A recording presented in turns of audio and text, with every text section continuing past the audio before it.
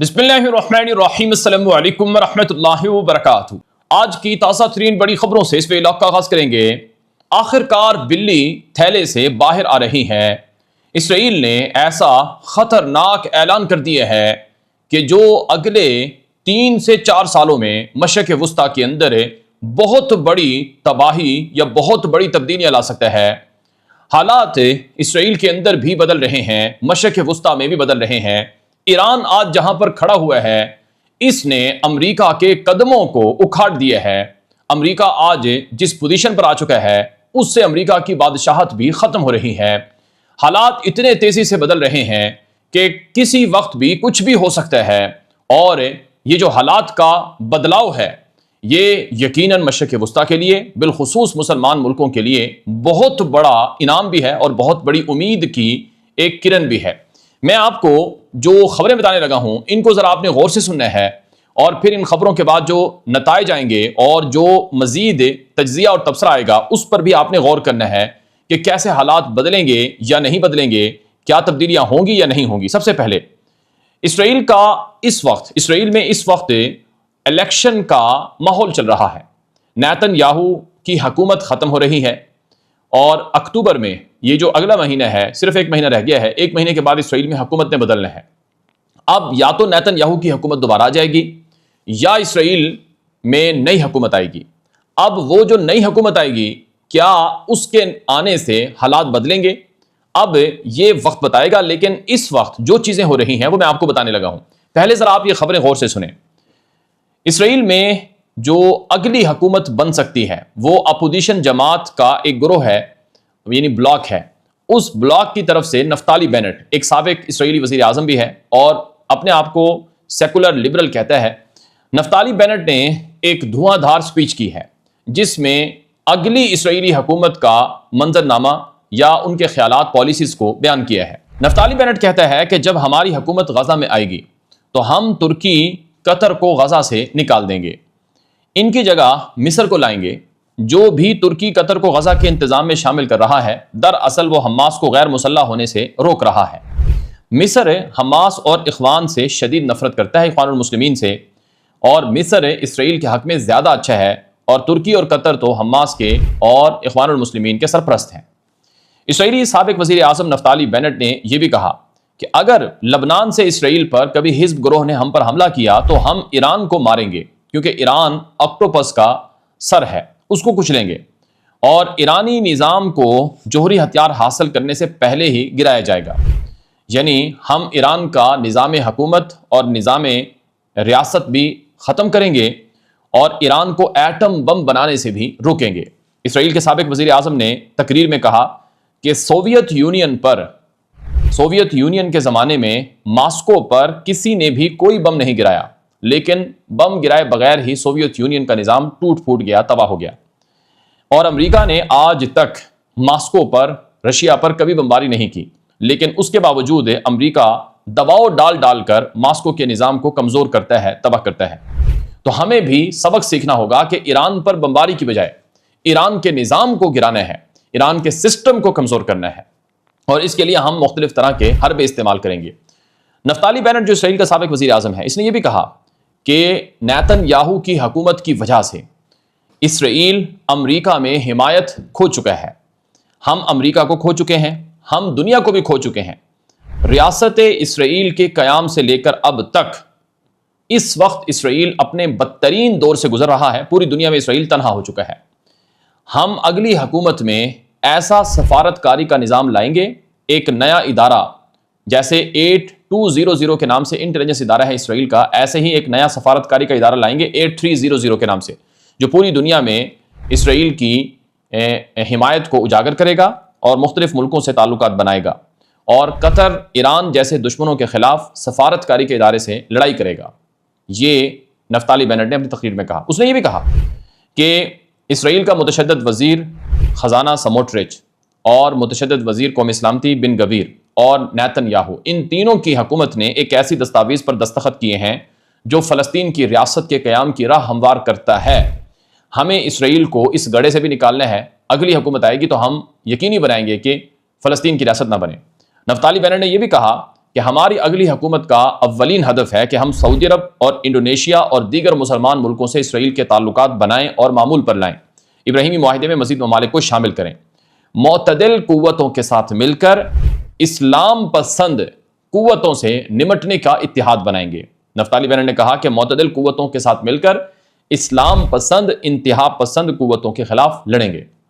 اس نے یہ بھی کہا کہ یہ اتحاد دراصل ایران، قطر، ترکی اور دیگر ملکوں کے خلاف ہوگا۔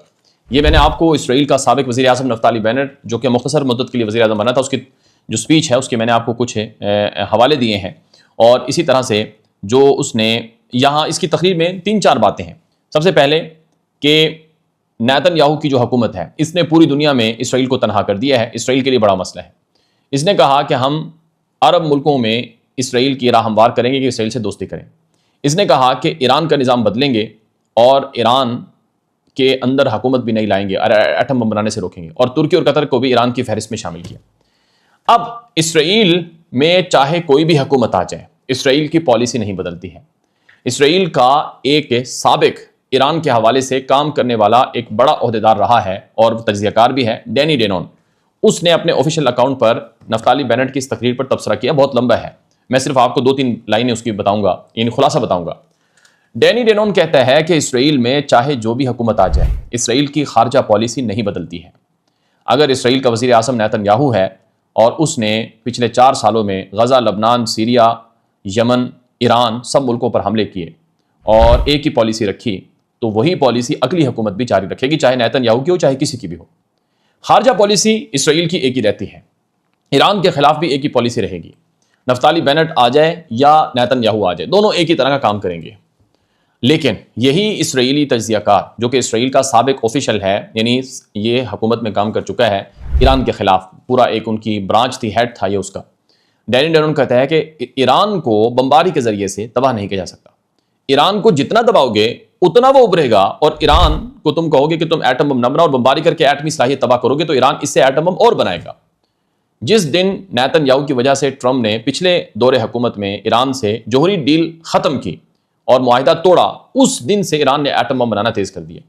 ایران کو اگر روکا جا سکتا ہے تو ڈپلومیسی سے، سفارتکاری سے، ڈیل سے، اور وہ ڈیل بھی ایسی جو کہ بڑی مضبوط ڈیل ہو تاکہ ایران پر پابندیاں لگیں۔ لیکن دباؤ سے ایران ایٹم بم بنائے گا، یہ اسرائیل کا آفیشل کہہ رہا ہے کہ جو بھی حکومت آ جائے فرق نہیں پڑتا، وہ ایران کے خلاف لڑے۔ اب ناظرین اکرام، جو اسرائیل کا وزیر خارجہ ہے گیدون سائر، اس کا ذرا آپ یہ بیان دیکھ لیں۔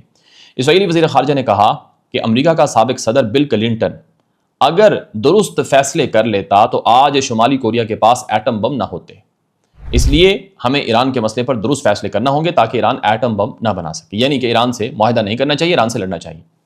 ناظرین اکرام، جو اس وقت نیتن یاہو کی حکومت ہے اسرائیل میں، جس کا 1 مہینہ شاید رہ گیا ہے باقی، یہ حکومت پورا زور لگا رہی ہے کہ ہم اگلا الیکشن جیت جائیں، اور جب اگلا الیکشن نیتن یاہو جیت گیا فرض کریں، تو پھر وہ کام ہوگا مشرق وسطیٰ میں جو اس سے پہلے نہیں ہوا۔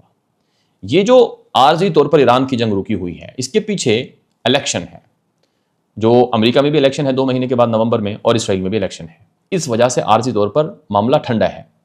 لیکن اگر یہ الیکشن جیت گیا نیتن یاہو، تو وہ اگلے 4 سالوں میں تباہی مچائے گا نیتن یاہو، جس کی کسی کو توقع بھی نہیں ہے۔ اس لیے جو نئی حکومت ہے، یعنی اگر نیتن یاہو کی حکومت الیکشن نہ جیتے اور نیتن یاہو کی حکومت نہ بنے، اس کی جماعت الیکشن نہ جیتے اور کوئی نئی جماعت آ جاتی ہے، تو اگرچہ خارجہ پالیسی وہی رہے گی، لیکن جو نئی حکومت آئے گی وہ پھر ویسا کام نہیں کر سکتی ہے جو نیتن یاہو جیسا انتہا پسند وزیر اعظم کرتا رہا ہے۔ اور یہ جو نفتالی بینٹ نے کہا کہ ہم ترکی اور قطر سے تعلقات ختم کریں گے، ترکی، قطر، ایران جیسے ہیں، ہمیں مصر سے تعلقات، یہ سب الیکشن جیتنے کا ایک حربہ ہے، ورنہ مکہ اتحاد بن چکا ہے جس میں مصر بھی ترکی کے ساتھ شامل ہو چکا ہے، اور قطر بھی ترکی کے ساتھ شامل ہے، اور پاکستان بھی ترکی کے ساتھ شامل ہے۔ اور یہ کہنا کہ سعودی عرب اسرائیل کو تسلیم کر لے گا اور نئی حکومت آئے گی وہ اسرائیل کے عربوں کے ساتھ، مسلمان ملکوں کے ساتھ تعلقات بنائیں گے، یہ ایک ہی صورت میں ممکن ہے کہ اسرائیل اپنی ساری پالیسیوں کو ریورس کرے گا، یعنی کہ غزہ سے فوجیں نکالے گا، غزہ کو خالی کرے گا فلسطینیوں کی آباد کاری کے لیے، اور ویسٹ بینک پر حملے روکے گا، اور اسی طرح سے مزید ایران یا شام یا لبنان یا پھر سیریا، ان ملکوں پر حملے بند کرے گا۔ اب آپ لبنان کے حوالے سے دیکھیں، آج ایک خبر آئی ہے کہ جنوبی لبنان میں اسرائیل کے جھنڈے لہرائے گئے ہیں، جو اسرائیلی فوج کی طرف سے لہرائے گئے ہیں۔ اسی طرح سے خبر آئی ہے غزہ سے کہ غزہ پر اسرائیل نے پچھلے 24 گھنٹوں میں جو حملے کیے ہیں اس میں 17 غزہ کے لوگوں کو مارا گیا ہے اور 15 سے زائد زخمی ہوئے ہیں۔ جنگ بندی کے باوجود نیتن یاہو کی حکومت غزہ پر حملے کر رہی ہے، اور آج عالمی میڈیا نے رپورٹ کیا ہے کہ اسرائیلی متشدد وزیر ہے ایتمار بن گویر، اس نے ایک ایسی جیل دکھائی جہاں فلسطینیوں کو جن کو سزائے موت دی جائے گی ان کو پھانسیاں دی جائیں گی، یعنی وہ جگہ دکھائی ہے بن گویر اسرائیلی وزیر نے تو۔ اور ویسٹ بینک فلسطینی علاقوں میں باقاعدہ حملے ہو رہے ہیں، لوگوں کو نکالا جا رہا ہے جبرن فلسطینیوں کو۔ اور آج کی ایک اور خبر سن لیں کہ غزہ کی ایک 6 سالہ بچی تھی، ہند رجب اس کا نام تھا، جس کی عمر 6 سال تھی، اس کو اور اس کے ساتھ اس کے گھر والوں کو ایک گاڑی میں غزہ کے اندر اسرائیلی فوج نے مارا تھا، اور آج اسرائیلی فوج نے اس بچی کے قتل کی تحقیقات انویسٹیگیشن کا اعلان کیا ہے۔ پہلے تو اسرائیلی فوج مانتی نہیں تھی کہ ہم نے اسے مارا ہے، لیکن یہ جو ہند رجب ہے وہ بچی چھوٹی سی غزہ کی، اس کے نام پر ایک پوری جو آرگنائزیشن تھی وہ بنی جس نے پوری دنیا میں اسرائیل کے مظالم کو، جرائم کو اجاگر کیا، اور جو اسرائیلی فوجی کرمنل یعنی جنگی جرائم میں مبتلا تھے ان کے بارے میں مختلف ملکوں میں انہوں نے کیس فائل کیے کہ ان کو گرفتار کیا جائے، انہوں نے جنگی جرائم کا ارتکاب کیا ہے۔ تو آج عالمی سطح پر یہ معاملہ کھل کر سامنے آ گیا کہ اسرائیلی فوج نے ایک چھوٹی سی 6 سالہ بچی کو مارا تھا، اور ایک بچی تو نہیں، غزہ کے 75,000 سے زیادہ لوگ مارے گئے، جن میں 30,000 سے زیادہ تو بچے ہیں اور 10,000 سے زیادہ عورتیں ہیں۔ بہرحال اس وقت جو مشرق وسطیٰ کا منظرنامہ ہے یہ ایک آخری موڑ پر آ چکا ہے۔ امریکہ میں جو اسرائیل کی حمایت ہے وہ واقعی ختم ہو چکی ہے، اور عالمی سطح پر اسرائیل سیاسی تنہائی کا شکار ہے۔ مشرق وسطیٰ میں نیا بلاک بن چکا ہے جو حقیقتاً اسرائیل ہی کے خلاف ہے۔ اسرائیل کا جو ایکسپینشن پلان ہے، توسیعی منصوبے ہیں یا گریٹر اسرائیل کی منصوبہ بندی ہے، اس کے خلاف ہے۔ اور ابھی میں آپ کو ایک اور خبر بتاؤں گا کہ اسرائیل کا جو امریکہ کا جو سفیر ہے اسرائیل میں، جس کا نام ہے مائک ہکابی، وہ اسرائیل کے حق میں اتنا زیادہ ڈوب چکا ہے کہ خود امریکہ میں اس پر تنقید ہو رہی ہے۔ مائک ہکابی نے کہا کہ میں نے ایک بیان دیا تھا کہ اگر اسرائیل نہ ہوتا تو امریکہ بھی نہ ہوتا، تو میرے اس بیان پر لوگوں کو تعجب ہوا، لیکن حقیقت یہ ہے کہ اسرائیل کی وجہ سے ہی امریکہ آج زندہ ہے۔ امریکی سفیر جو اسرائیل میں ہے اس نے کہا کہ اسرائیل میں عیسائیوں کے ساتھ بدسلوکی نہیں ہوتی ہے، تھوڑے بہت معاملات ہوتے ہیں لیکن اس کو مکمل عیسائیوں کے ساتھ اسرائیل کے بدسلوکی کے معاملات سے جوڑنا نہیں چاہیے۔ مائک ہکابی نے یہ بھی کہا کہ آپ یہودی ہو سکتے ہیں اور اپنے ایمان کی تصدیق کے لیے آپ کو عیسائیوں کی ضرورت نہیں ہے، لیکن میں یہودیت کی بنیاد کے بغیر عیسائی نہیں ہو سکتا، کیونکہ یہی اس بات کی بنیادی جڑ ہے کہ عیسائی ہونے کا مطلب کیا ہے، یعنی جو عیسائی ہوگا اسے بہرحال یہودیت سے انکار نہیں کرنا پڑتا۔ یسوع خود بھی یہودی تھے، ابتدائی کلیسا کے لوگ بھی یہودی تھے، وہ اپنی مذہبی عیدیں اور تہوار مناتے تھے، اس لیے میرے لیے ایک عیسائی کی حیثیت سے یہ کہنا غیر منطقی ہوگا کہ میں یہودی مذہب یا یہودی روایت سے کوئی تعلق نہیں رکھتا۔ یہ ایسے ہی ہوگا جیسے کوئی کہے مجھے اپنی ذات سے محبت ہے لیکن میں یہ تسلیم نہیں کرتا کہ میرے ماں باپ بھی تھے۔ یعنی امریکہ کا ایک ایسا سفیر اسرائیل میں بنایا گیا جو یہ کہتا ہے کہ میں عیسائی تو ہوں لیکن عیسائی ہونے سے پہلے میں یہودی ہوں، اور وہ اسرائیل کے لیے ہر طرح کی وہ ان کے جرائم کو، ان کی چیزوں کو بھی تسلیم کرتا ہے۔ یہی وجہ ہے ٹکر کارلسن اور باقی امریکی صحافی اس پر شدید غصہ ہیں اور اس کے اوپر تنقید کرتے ہیں۔ اب تک کے لیے اتنا ہی، مزید اس طرح کی عالمی خبریں، مشرق وسطیٰ سے منظرنامہ، تفصیلات آتی رہیں گی۔ آپ ہمارے YouTube چینل کو فالو کریں، آگے نشر کریں۔ اجازت دیجیے، السلام علیکم ورحمۃ اللہ وبرکاتہ۔